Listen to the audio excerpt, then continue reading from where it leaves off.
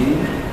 Pak Hayat ini kita akan sampaikan materi kuliah kita berkaitan dengan serikat pekerja serikat buruh. Serikat pekerja serikat buruh ini adalah merupakan hak politis sebagai pekerja buruh. Sebagai hak politis serikat pekerja serikat buruh, oleh karena itu tidak boleh dihalang-halangi oleh siapapun, termasuk pengusaha, mau juga atau pemberi kerja. Serikat pekerja serikat buruh ini secara hukum diatur dalam Undang-Undang Nomor 21 Tahun 2000 tentang serikat pekerja serikat buruh. Kalau Anda misalnya dari Tanjung Balai sampai ke Kisaran ke kampus Anda ini, saya yakin Anda pasti melihat ada pelang-pelang organisasi yang ada di semua Jepang atau di perusahaan. Nah, itu menandakan bahwa di sana itu ada satu perkumpulan organisasi yang dibentuk oleh para pekerja buruh yang tergabung dalam satu organisasi serikat pekerja serikat buruh. Nah, jadi serikat pekerja serikat buruh itu haruslah lahir dari para pekerja buruh sendiri. Serikat pekerja serikat buruh yang baik, yang aspiratif adalah yang dapat mendapat aspirasi para anggotanya. Lalu mengapa para pekerja buruh itu berserikat? Tidak lain adalah supaya mereka ada persatuan. Mereka ada perkumpulan yang bertujuan untuk bagaimana hak-hak mereka diperhatikan oleh para pengusaha umumnya. Jadi Anda bisa bayangkan seorang pekerja buruh ketika misalnya dia tidak berserikat, maka tidak akan ada tempat dia untuk menyampaikan keluhannya. Sehingga peran serikat pekerja serikat buruh dalam perusahaan itu sangat penting. Anda bisa melihat di sana bagaimana di media elektronik dan media cetak ya. Ketika Anda melihat banyak misalnya itu para pekerja buruh yang menyuarakan adanya masih pihak pengusaha yang menghalang-halangi kebebasan berserikat. Itu adalah bentuk pelanggaran hukum yang dilakukan oleh para pengusaha, di mana masih banyak ternyata para pengusaha menganggap bahwa perayaan serikat buruh itu merupakan momok bagi mereka. Kenapa? Ketika para pekerja buruh itu nanti berserikat berkumpul, dianggap mereka bisa menuntut terlalu banyak mengenai hak-hak para pekerja buruh itu. Itulah sebabnya masih ada sebagian ya para pengusaha itu menganggap bahwa serikat pekerja serikat buruh sebagai momok ketika tumbuh berkembang menjadi perusahaan. Saudara-saudara perlu tahu bahwa membangun serikat pekerja serikat buruh tidak mudah.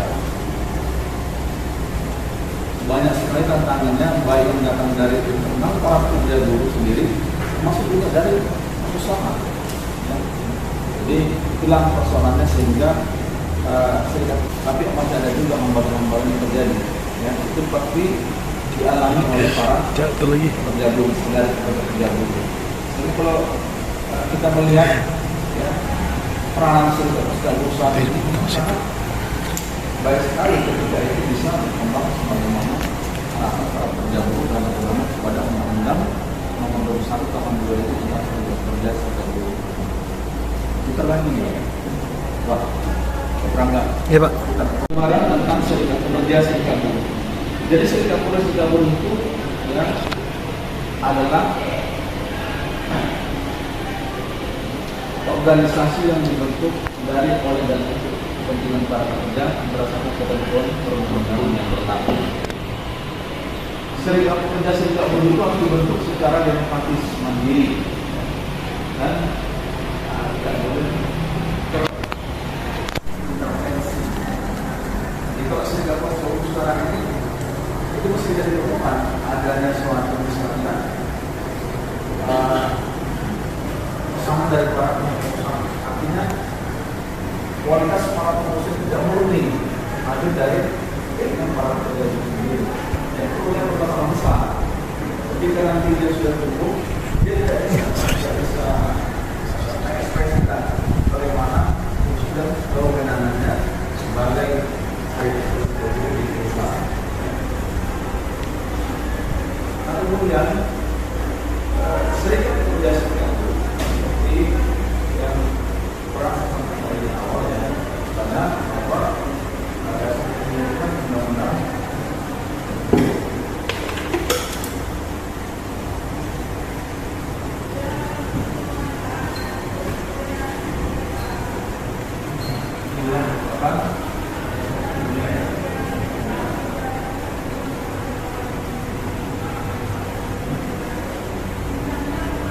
dibentuk secara demokratis ya, secara demokratis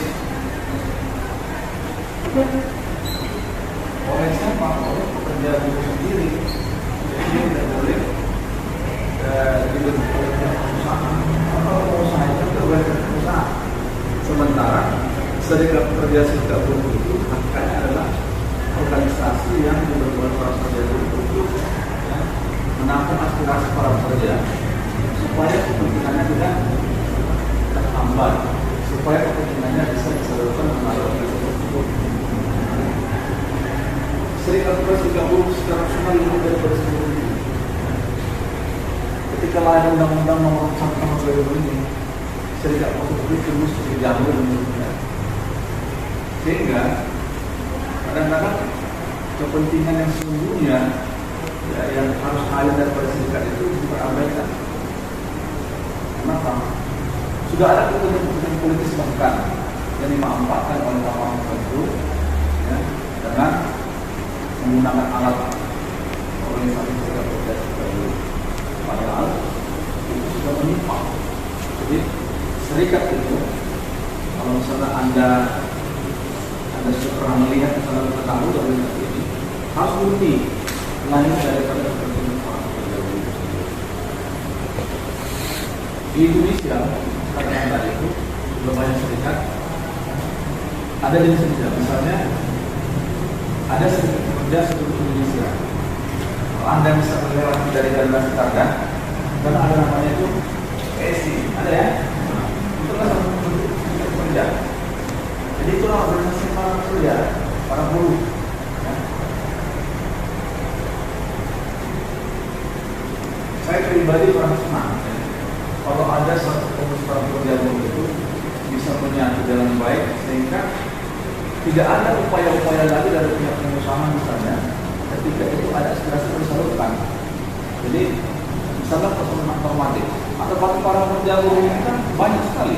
Ada yang berhubungan dengan upah, ada yang berhubungan dengan jaminan sosial, ada yang berhubungan dengan pendapatan lainnya, ada yang berhubungan dengan buruh dan segala macam.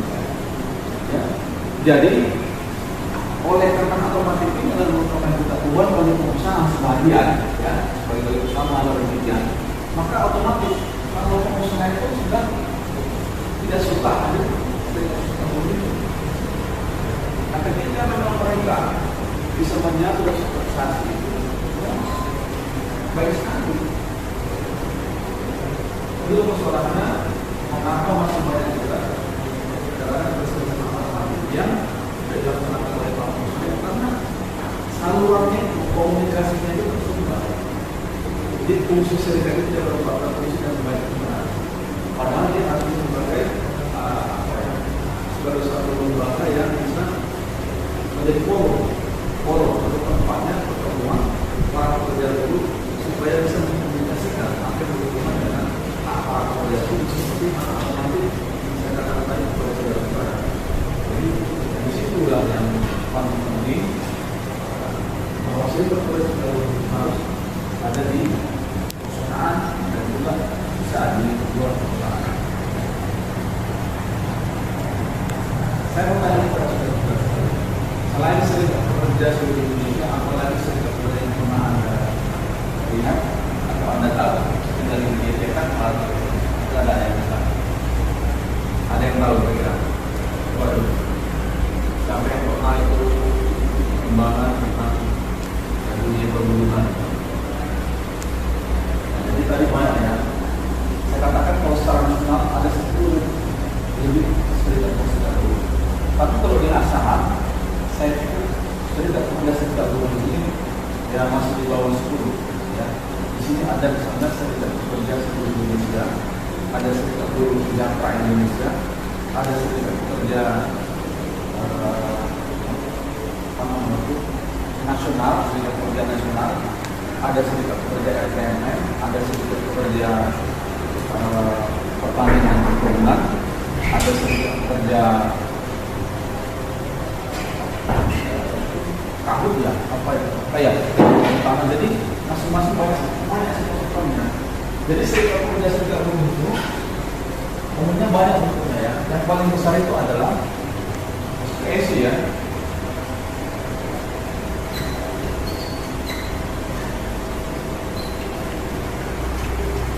Ini adalah organisasi yang paling besar, yang paling tertua tentunya.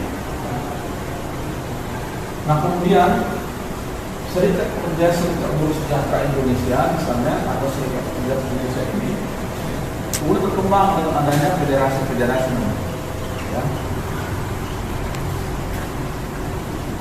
Demikian juga dengan SPSI. Jadi organisasi Serikat Pekerja Seluruh Indonesia maupun organisasi Serikat Buruh Sejahtera Indonesia ini masing-masing tentu tujuannya sama.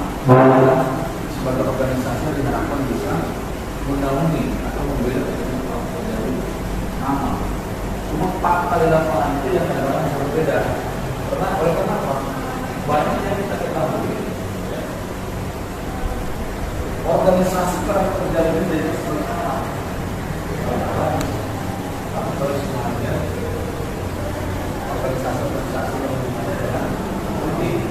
Nah kita tidak tahu. Serikat pekerja yang paling adalah yang lahir dari para pekerja itu sendiri. Jadi murni adalah pilihan mereka. Karena berserikat ini ada konsekuensinya. Kemungkinan besar dia akan dibenci oleh pengusaha. Kenapa? Dia akan selalu menyuarakan hak para pekerja buruh. Nah, ketika ada hak para pekerja buruh terabaikan, terus kemudian mengatakan para pengusaha, gimana masalah upah para pekerja? Gimana masalah Indonesia itu memiliki upah yang misalnya? Karena itu juga daripada pengurus serikat. Nah, konsekuensi demikian akan menimbulkan bahwa perusahaan akan melihat pengurus itu akan benci begitu ya. Oh itu penuntut pajak begitu ya. Padahal merupakan hak para pekerja buruh. Itulah yang menyebabkan bahwa fungsi serikat itu kurang dirasakan para pekerja buruh karena masih banyak pengusaha menganggap bahwa kehadiran serikat pekerja sebagai mitra. Padahal ketika serikat pekerja buruh itu bisa menjadi mitra yang baik, maka sangat dimungkinkan akan dapat meningkatkan produktivitas kerja. Produktivitas itu seperti apa? Orang yang tidak produktif, ya, ada target-target tertentu yang dibuat oleh pihak perusahaan untuk melaksanakan produksi. Ketika dilaksanakan dengan benar, akan menjadi salah untuk bagi pihak perusahaan. Nah makanya salah satu fungsi ya serikat pekerja serikat buruh itu bagi perusahaan adalah bisa menjadi rekan pengusaha, mitra pengusaha yang baik itu meningkatkan produktivitas kerja. Untuk membereskan itu ada sama pengusaha.